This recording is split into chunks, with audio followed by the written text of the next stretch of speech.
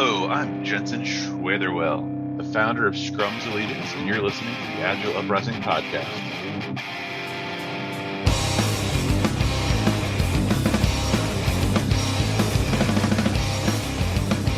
Hello, welcome to this special edition of the Agile Uprising podcast. We're recording this episode on the 91st day of the year, so you'll need to do the math. I'll give you a moment there. What it really means is we're 24.93% through 2020, the trilogy, and 274 days left in this year to reach your OKR goals and get that annual bonus. And if you didn't know already, the check clears on the 74th day of next year, but it's retroactive to the beginning of the year of 2023. So I don't know about you, but it feels like plenty of time to sit around and do some self-organizing, eh? Hey, I'm Andy Cleff. And today we're playing Wait, Why Don't You Just Tell Me? This is an Agile Uprising quiz show where we have our guests just answer the team's question. Jesus, you coaches in death by 1,000 powerful questions. Before we get started with the inquiries submitted by you, our listening audience, I'd like you to meet our guest. Regular listeners know our tendency to screw up the pronunciation of names, so dude, I'm not even going to attempt pronouncing your name. Who are you again? Hey, Andy. Yeah, I'm Jensens Schwatherwell, the founder of Scrums Allegiance. Jensens Swag. Did I do right? Did I get it? It's close enough. Schwatherwell. It's kind of a schway, like a schwing. Schwing. And that's the Scrums Allegiance. Awesome. That's right. You know, our listeners are, this is a podcast, but we do record on Zoom.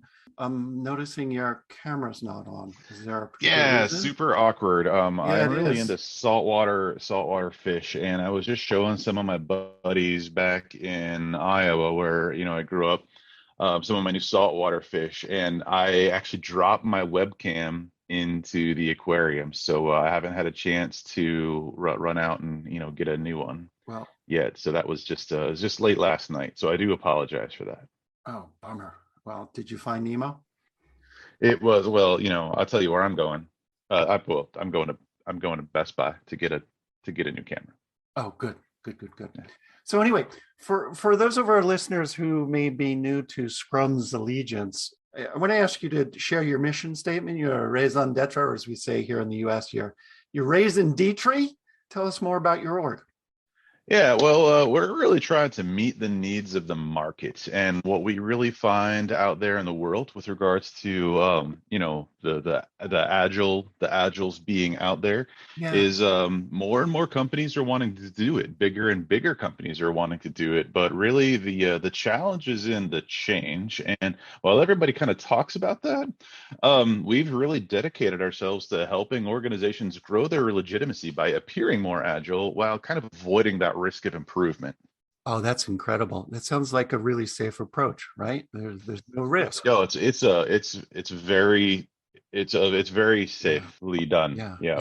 I love that. So, KPIs are really important. So how are you going to know? What are your metrics of success in this world? KPI. Oh man, is that how you say it? We've been pronouncing it KPIS this whole time. It's good that you. I'm glad that you're. That's my bad. Well, I might be off there. I'll Google it later. I mean, it's great that Google gives us pronunciation. Yeah, make sure safe search is on. We've noticed that's a problem too. Yeah, KPIS. But anyway, what's success look like for Scrums Allegiance? Yeah, well, actually, I would say we're very successful. We're actually the fastest growing Scrums related network. And last year, I was proud to say we were also the largest non-profitable Scrums related organization in the world. We were actually down $4 by the end of the year last year. So negative $4 in profit. So I would like to see any other Scrums related organization be more non-profitable than that. Well, gauntlet thrown. Yeah. There you go. There's the bar, people. Minus $4 gross income. So did you file taxes on that, or you paying your share? How does that work? Well, it's we've not actually registered officially with any taxable entity. I'm down here in Tarpon Springs, Florida today, and Oh, that's pretty close to, relatively close to the Cayman Islands. So yeah, I can't really talk too much about got it, how got we're it. structured legally. Yeah. Okay. Don't want to pry there. So you're all over the place. Iowa, Florida. How did you find your way to this current gig? What was your journey like? Oh, that's a good question. Well, growing up in Iowa, I grew up in Crescent, Iowa. It's a little town, kind of north of Council Bluffs. Most people know where Omaha is, if you know anything about the Midwest, and Yeah, that's where the steaks come from, right? it's yeah, corn fed beef Got it. and some people. Yeah, so it was nice though. Like my mom was a website designer. She was kind of early there. She started in her early life, early career as kind of graphics design, illustration, and got into website design. She always kind of loved technology. And Pop was a business counselor. Actually, his background is in psychology, but he started specializing in kind of middle management burnouts. And of course, when you're a kid, you don't realize it then, but it's growing up in that environment really prepped me for where I am today. I kind of bootstrapped myself, off my mom's business, and kind of really just worked really hard at the job, kind of behind the counter that my pop provided me for a while. So really, kind of a self-made person. And as I was going through Iowa Western Community College, taking some business classes, I kind of realized, I don't necessarily need to finish like a formal 4-year program. Oh, it's so So overrated, right? it sounds like a lot of debt. So honestly, I started making websites with Ma, and I, learned a little bit of Django, picked up some Python, and I heard about this like Scrummy Agile thing to do some like kind of project management work for these larger kind of like government gigs that my mom was getting, and I was taking on the lion's share of that work. So I actually started a business of my own called Unchained website development, and we were pretty successful, and we grew that. But the funny thing about that was, as I was learning and hearing more about this agile thing, to be honest with you, I just realized how much money there was in this industry. It was a very complex industry. You might even call it an industrial complex. It was huge. And so honestly, when I saw how much money there was to be made through through conferences, through licensure, through certifications, through basically again helping companies appear more legitimately agile while truly avoiding those risks of improvement, kind of decided to shift gears. So I sold that business for a few million, helped my parents retire early, Oh, moved on down what a to Tarpon son. Springs. I know, I mean, they helped me out, I want to help them out. My grandparents were already, we used to go down to Tarpon Springs all the time to visit the retired grandparents, and always kind of wanted to settle down there. So it's nice. I'm into windsurfing and kind of sport fishing, and those are great things to do in Tarpon What an Springs. impressive personal journey. So, Jetson, are you ready to share your extensive knowledge that you've gained on this journey with our listening Uh, audience? yeah, it's Jensen, but yeah, definitely Oh, willing to sorry, share sorry, sorry. everything we know. Yeah, Yeah. no, So, it's okay. so we have a series of really challenging questions, and they've been listener submitted, and they're the things that teams deal with on a regular basis. So we're gonna treat this like a quiz show. We have a number of Sounds fun. questions in batches. Listeners, if you'd like to play along, good luck. The show's pre-recorded, so we can edit it out when I screw up Jason's name, my Jensen. verbal tics. What was that, sir? It was Jensen. Yeah. Jensen. Oh, fuck. Shit. Oh, All right. Well, post-production fixes all that. Okay, so we have a bank of 5 questions. Jensen, I got it right that time. Give me a number between 1 and 5, an integer. I don't want pi, okay? oh, integer, man. An Okay. integer between 1 and 5 inclusive. Positive integer, unlike our profit from last year. Let's see. Question 4. 4. Okay, number 4. This comes from at Dazed and Confused.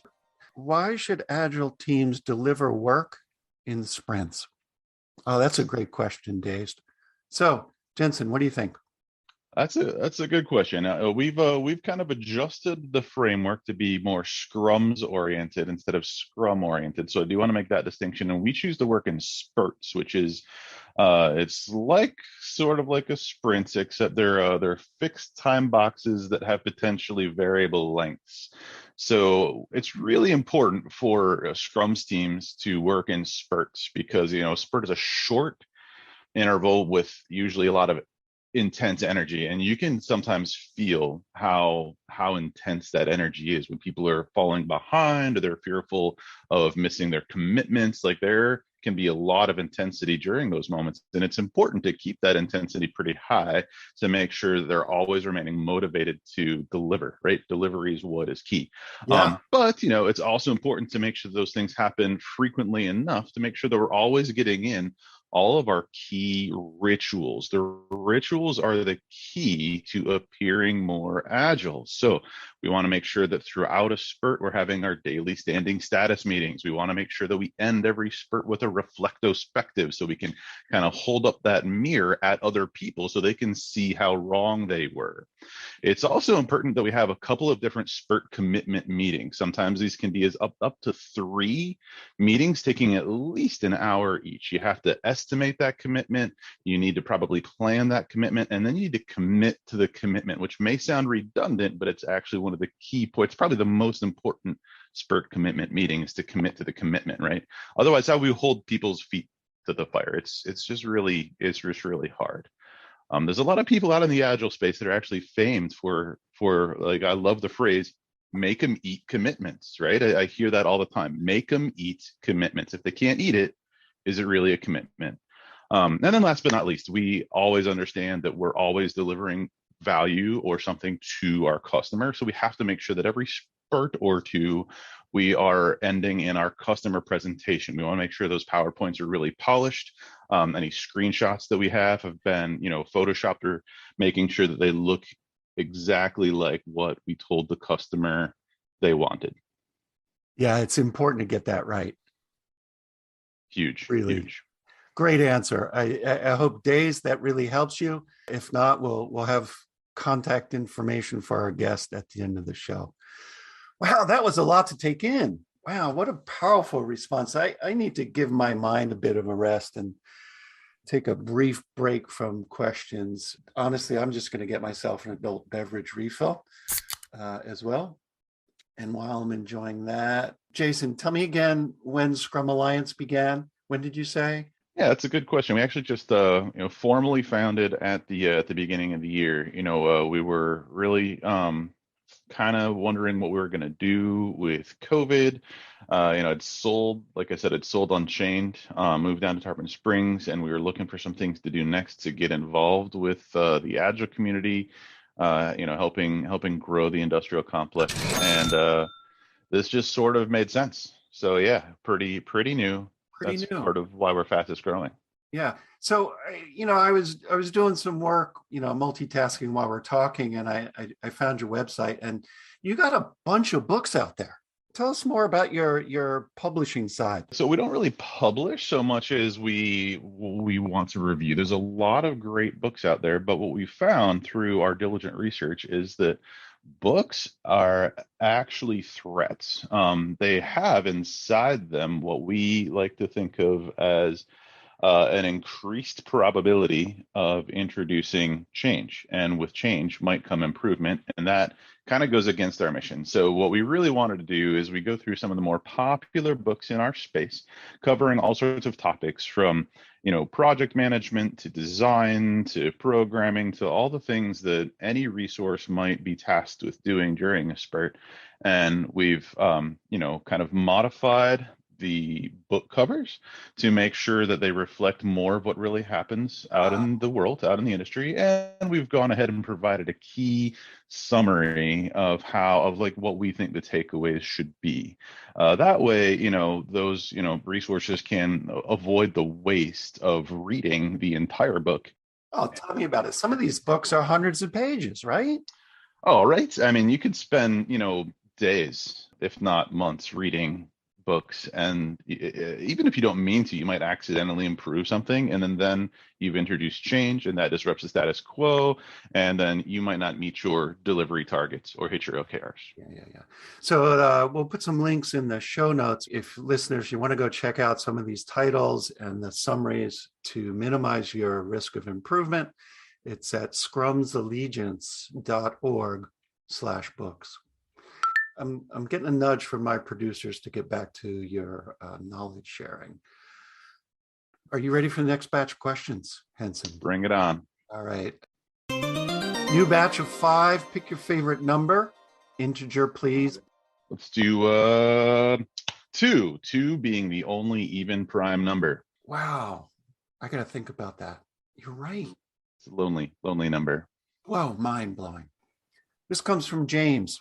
James wants to use a waterfall approach. I can't even say the word water, Scrummerfall. Anyway, James submits, he says he wants to use waterfall approach for a project while one of his teammates, Lucia, wants to adopt an agile approach. Is there disadvantages to the waterfall approach? Well, that's a good question. And the secret sauce is not really. Quite frankly, we got a lot of stuff done using Waterfall, and Waterfall is just fine.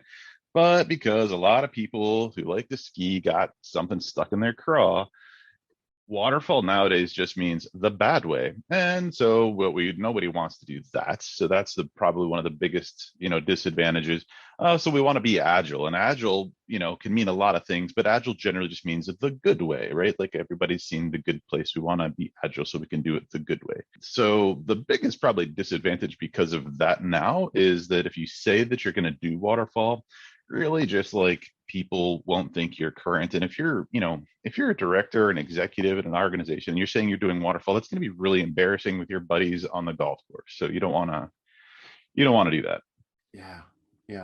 Now that recruiting has become a problem, I've seen HR departments take that word out. I think they just do a find and replace, right? Because you read the job descriptions and you plan, can keep those the process, same. and now they just say empirical process. So much easier. Empirical, if Waterfall, go find and replace agile, samesies done.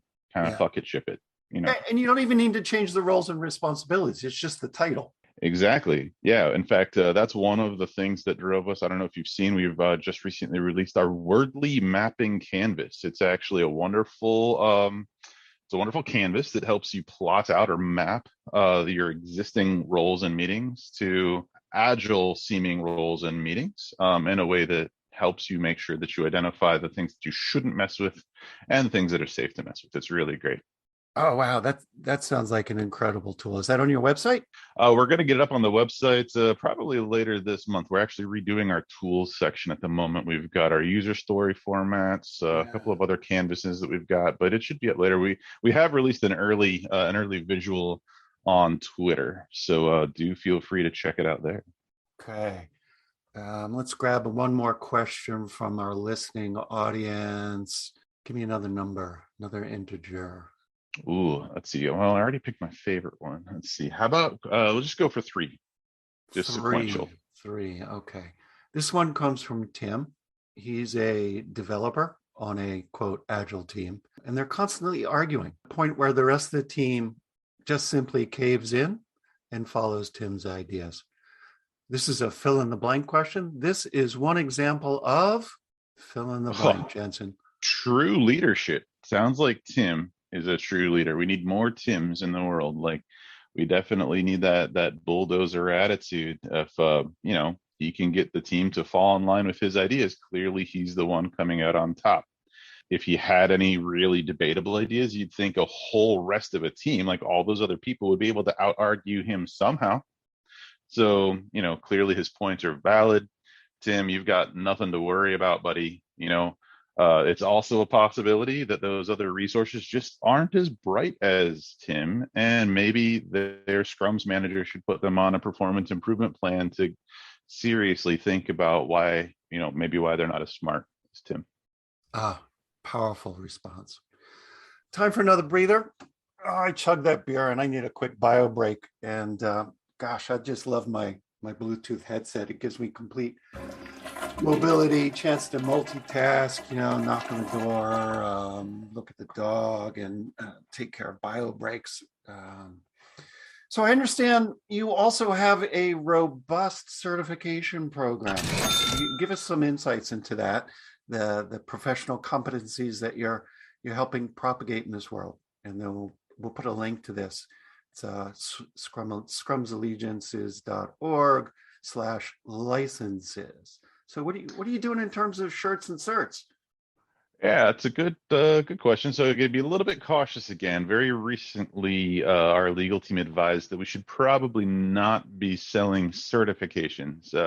Actually, we probably shouldn't be selling anything that looks like it might compete at all. So a couple things. First of all, we only sell licensures, not certificates. Very different. We've also looked into accreditation. However, we understand that maybe other organizations have that market cornered. So we think maybe licensure is the key. We also ran into some gummy areas with regards to trying to sell those. So actually, we've got an upcoming event, our inaugural Scrums Blathering event this year in Nashville. We're actually going to be unveiling our self-certification program that's actually completely free. It kind of gets you free membership into the club. If you know, you're in. And we'll be releasing a lot of details on that. And we expect it to drive a lot of activity through the social media world. Awesome. But it's a good question. We look for a lot of things. Probably our most advanced license is it's called the Behavior Driven Scrums Manager license. And what you find is people who really perform well in that licensure course, they become very prominent BDSM managers within their organizations. And what you can tell when that's happened, when you really understand how to control the whip on your resources. And it's really important to, also help establish like a safe word to understand when people have, maybe crossed the line or taken things a little bit too far. Omaha is our safe word here. That makes sense. You just got to be able to get that first O out. Which can be tough at some point. It can be. Yeah, that makes a lot of sense. What are some of the other ones? So that handles Scrum Master.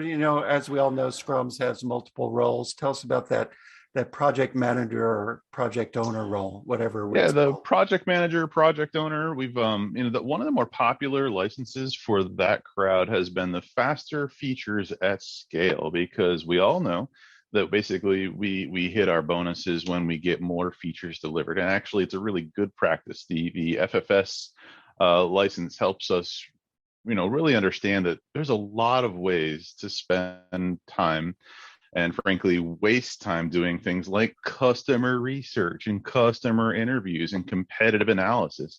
And all that time that you're doing all this analyzing and designing things and trying to understand things that may or may not even be right, you could have probably shipped a dozen features by then. So if you just put it all in your product, you're bound to get something right. And more importantly, you're more likely to get your bonus at the end of the quarter. So I think that's really what we're trying to optimize for. Absolutely. We did have to throw a couple bones to the resources that do most of the typing, because without the typists, we won't be able to ship. But the problem is sometimes those typists, those programmer resources, they just really get they get these crazy ideas around empowerment, around self-organization, and that's fine, except that can actually, autonomy can actually reduce creativity, and that's something that doesn't get talked about a lot. So to kind of help, bring up the developer resources up to speed with how all of this works together in a systems first approach is the get typing faster and obediently license. So you'll find that the developers who are practitioners of the GTFO approach, they understand that they're supposed to just take their task assignments from their Scrums manager, listen to their project owner, and just deliver on the specifications that have been handed to them for this spurt. It's a lot simpler when everybody just kind of knows their place. You know what I mean? Yeah. It's just that role clarity. Yeah. Yeah. You need focus. You need focus to deliver. Yeah. We'll circle back in a moment about what you're doing in Nastyville with the gathering. But I'm hearing a lot of back channel nods, and listeners, just sit on your hands, okay? We're not taking calls. Stop at the Slacks. Stop at the DMs. Just cool your jets. So, Jetson, you ready for our final round of questions? I'm loving this. Let's do it. All right. Let's see. We got a hat full of 6 this time. So, again, you know the rules. 1 to 6, inclusive integers, no fractions. Let's do 4. Let's say 4 is at least twice as many as 2. Yeah, so it's probably twice as hard as 2, a little bit bigger than 3. Got it. So this one 5's comes right from, out. Yeah, this one comes from Jacob. He's looking to create an agile team with representation from each area of the business. And he knows that I'll need to rely on each person to teach others the necessary skills. Another fill in the blank. This type of team is known as a what? That is a matrix team. And this is something we want to avoid, right? So there's a few things going on here. Probably, Jacob, understand what you're trying to accomplish. It seems like we're going to be more effective having all of these necessary skills together to deliver something like working tested software. That is unfortunately a very common misunderstanding. So don't blame yourself, but do come maybe take our BDSM certification. That being said, why is this such a problem? Well, when you have all of those different skills on a team, you know all of those different roles have different managers, right? So you've got a lot of managers involved. And that's fine if all of those managers report to you. Unfortunately, in some organizations, that's not always the case. And what that means is if you've got different managers who are your peers, you're not going to be able to claim all of the credit if your project is successful. So you need to be able to make sure that you can get that credit so you can get promoted and make sure that you meet your needs first. So the other downside of this is if the project doesn't go well, there's that many more managers who can blame you for it going wrong. And you really want to try to avoid that blame. It's really important to making sure that you can stay empowered and effective at being a good Scrums manager. That's the Teflon approach. I'm glad you flipped both sides of that coin. The pros and cons, really powerful. Well, that sound effect means we're near the end of our time box. I want to give you, our guest, a chance to hawk some of their wares. I understand you have a boatload of nice swag. Tell us more about that. Yeah, if you go check out our website, we have been trying to meet some other demands of the market out there. So we've actually got everything you want: t-shirts, polo shirts. We've got our famous story pint glasses, which are key to playing our story pint estimation game. It's one of the best ways to get the most predictable outcomes for your software projects. We've got shots of legitimacy. Shot glasses are always good. Nice stuff. We've got hats, we've got bags, we've got anything that you want, pretty much. Newsletters? What do you got going there? Because that's big. That's very exciting. Yeah, we're hoping we're actually going to be launching our quarterly release newsletter. So we're targeting for that next month, actually. And yeah, we're going to have a number of contributors that are going to kind of put their thoughts and ideas together, sort of a state of Agile, state of the union, state of business. And we're really looking forward. We've even got a couple of people doing editorials for us. So can't say too much more about it right now, other than keep your eyes peeled. Check out the LinkedIn page, check out the Twitter account, and you'll be able to find our newsletter coming out pretty soon. Hush, hush, yes.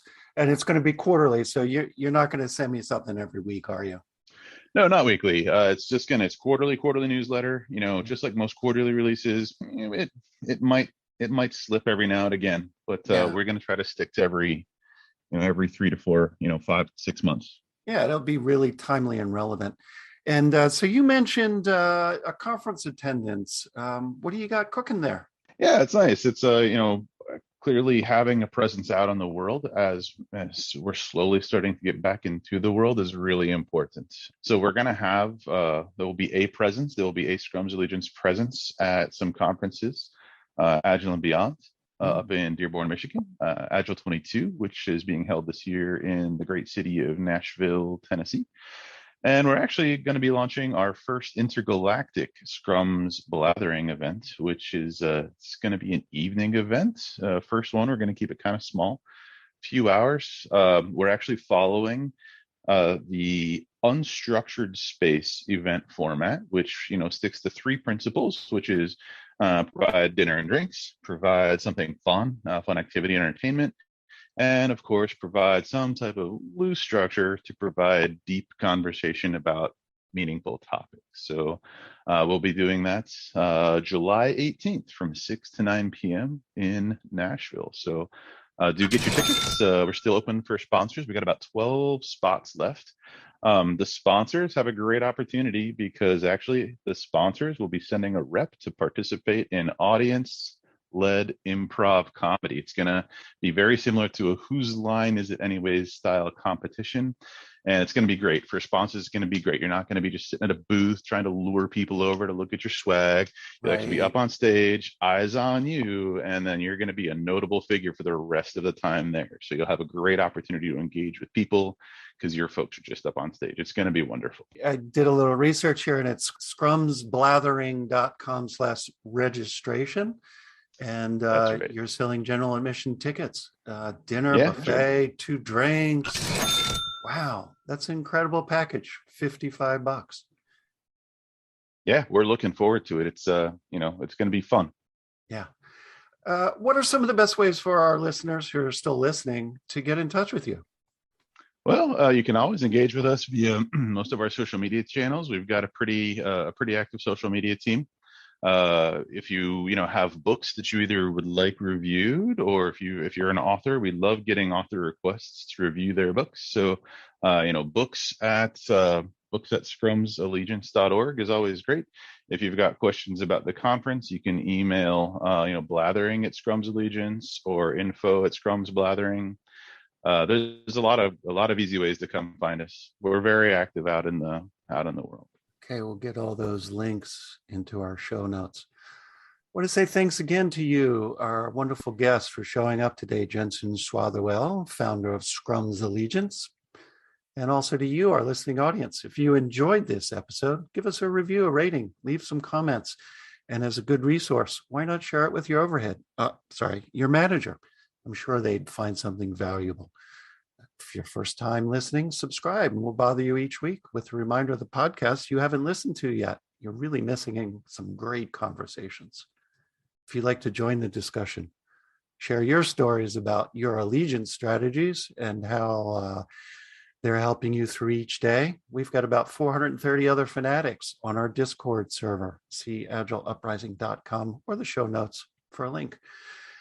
And finally, support from listeners just like you help us cover our hosting, podcast, and adult beverage cost. Show notes have details on how you can become a patron. $5 a month gets you 1 batch of our swag, stickers, magnets, etc. $15 a month gets you our love, affection, and a regular shipment, from socks to tie clips, delivered right to your front door. Until next time. This is the Agile Uprising podcast. Signing off.